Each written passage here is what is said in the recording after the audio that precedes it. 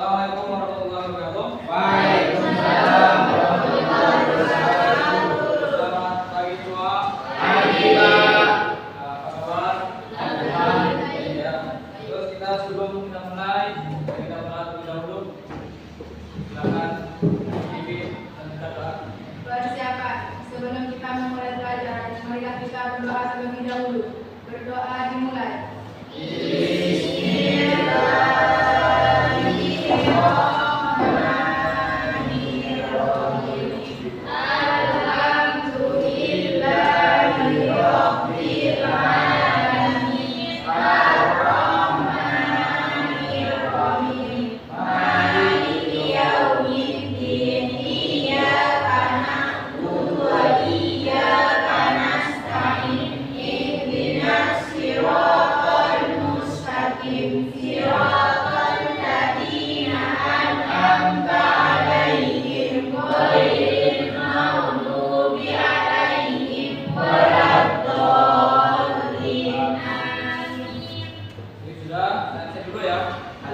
Davi,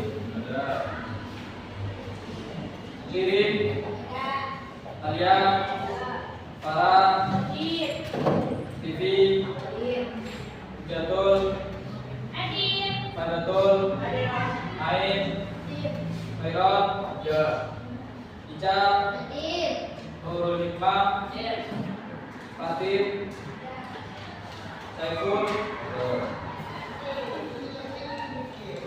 Ada yang belum diabsen? Oh ya, Farid, ada ya? Afwan, ada. Udah masuk semua berarti ya? Pelajaran hari ini yaitu tentang harmoni. Ya, sebelum lanjut ke materi, harmoni itu adalah keselarasan atau keserasian antar individu dan kelompok. Untuk harmoni dalam keberagaman itu menciptakan kondisi di mana perbedaan suku, agama dan budaya, bahasa dan latar belakang lainnya hidup berdampingan secara saling menghormati. Contohnya, Indonesia adalah negara majemuk yang berupaya menyatukan keberagaman menjadi kekuatan kolektif. Mengapa harmoni itu penting? Yang pertama itu bisa mencegah konflik, terus yang kedua itu stabilitas dan kesejahteraan, terus yang ketiga itu identitas nasional, dan keempat itu lingkungan inklusif. Untuk mencegah konflik itu sendiri itu contohnya harmoni bisa mengurangi resiko gesekan antar kelompok yang bisa meluas menjadi kekerasan. Terus untuk stabilitas kesejahteraan itu ada masyarakat yang harmonis lebih mudah mencapai pembangunan berkelanjutan dan kesejahteraan bersama. Identitas nasional itu contohnya bisa memperkuat rasa kebangsaan, terus Bhinneka Tunggal Ika itu sebagai dasar persatuan. Untuk lingkungan, kita bisa menciptakan ruang di mana setiap individu itu merasa aman, dihargai dan dapat berkontribusi. Faktor pendorong harmoni itu yang pertama adalah itu kesadaran diri, memahami identitas peran dan hak-hak kita dalam masyarakat majemuk. Yang kedua itu ada menghargai perbedaan, yaitu melihat perbedaan sebagai nilai tambah dan bukan hambatan. Terus yang ketiga itu ada keadilan, yaitu perlakuan adil bagi semua kelompok untuk memperkuat kepercayaan sosial. Terus yang keempat itu ada kerjasama dan gotong royong, yaitu kolaborasi praktis membangun jaringan saling membantu ketergantungan positif. Terus perbedaan itu adalah kekuatan. Ketika harmoni itu dikelola dengan bijak, keberagaman memperkaya perspektif kreatif dan daya tahan sosial.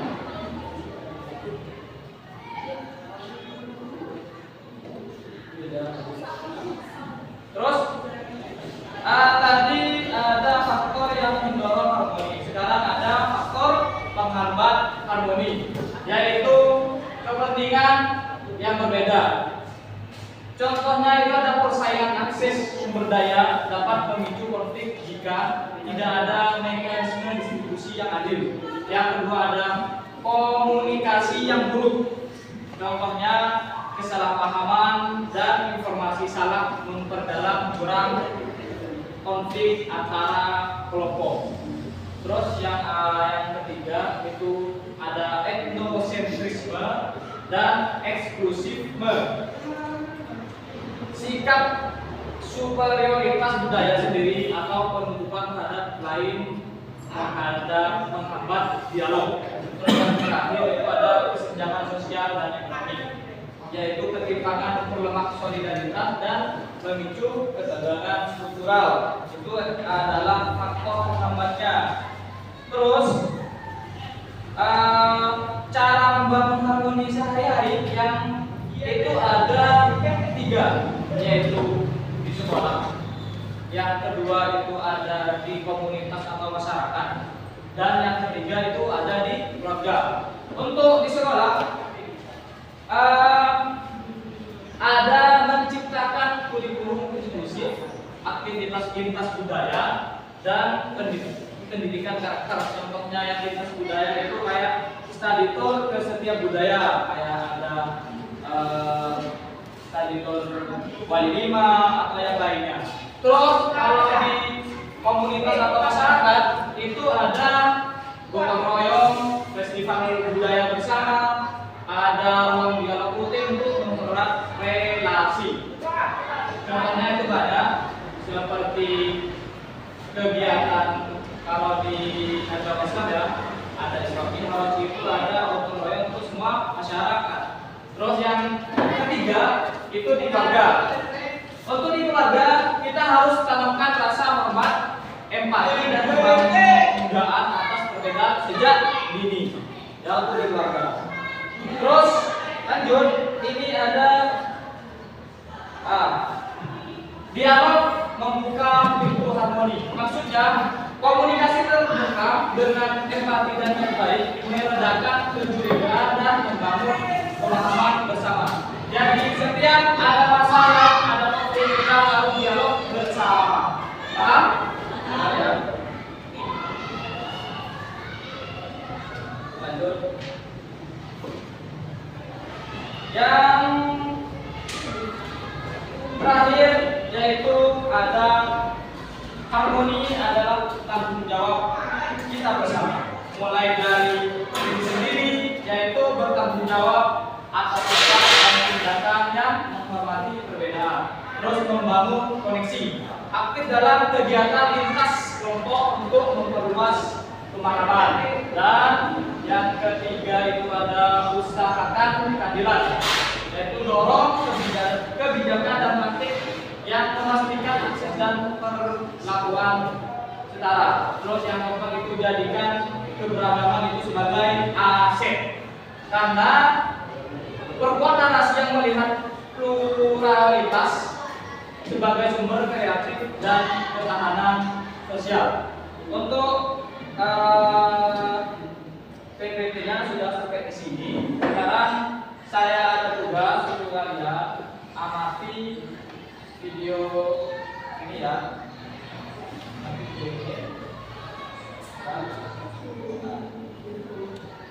Kalian amati, saya terangkan.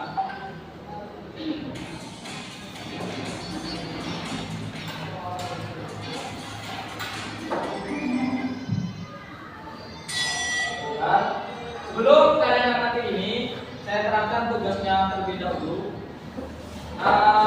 Pertama itu nanti kalian amati terus videonya, apa isi kandungannya di dalam video tersebut, lalu kalian nanti presentasikan. Bisa? Sekarang amati terlebih dahulu ya.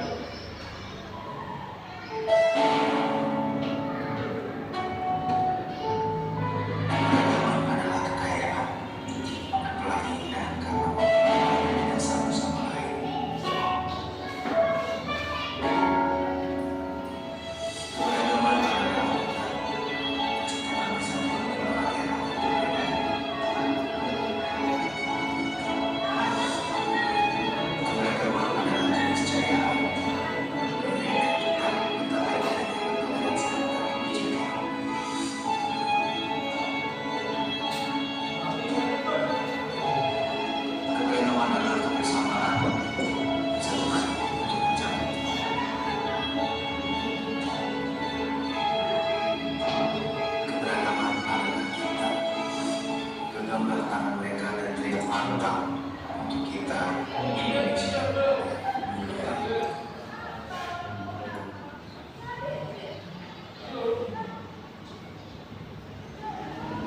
diskusikan.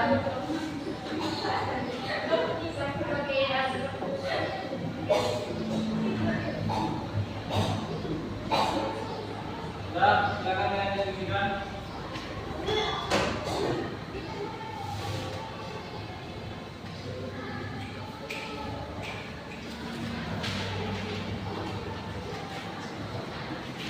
Sudah ya.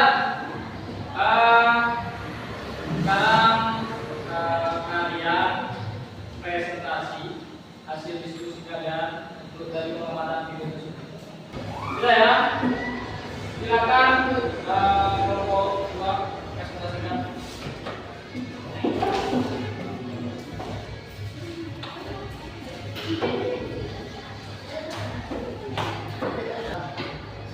Assalamualaikum warahmatullahi wabarakatuh. Waalaikumsalam warahmatullahi wabarakatuh. Di sini kami ingin mempresentasikan hasil dari pengamatan video tersebut. Ringkasan di video menjelaskan bahwa Indonesia memiliki keberagaman yang sangat besar, mulai dari suku, agama, budaya, bahasa, adat istiadat, hingga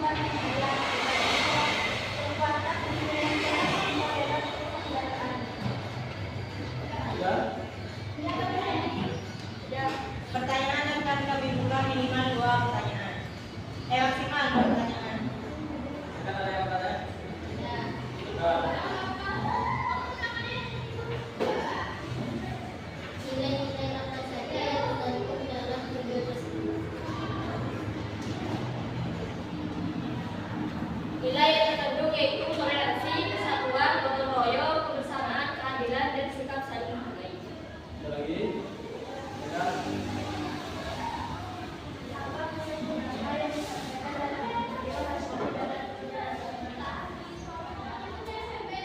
Pesan utama dari video tersebut ialah keberagaman harus dijaga melalui toleransi, persatuan, dan sikap saling menghormati agar tercipta kehidupan yang damai. Sudah? Ya. Silakan ditutup. Sekian presentasi dari kelompok kami. Wassalamualaikum warahmatullahi wabarakatuh. Waalaikumsalam warahmatullahi wabarakatuh.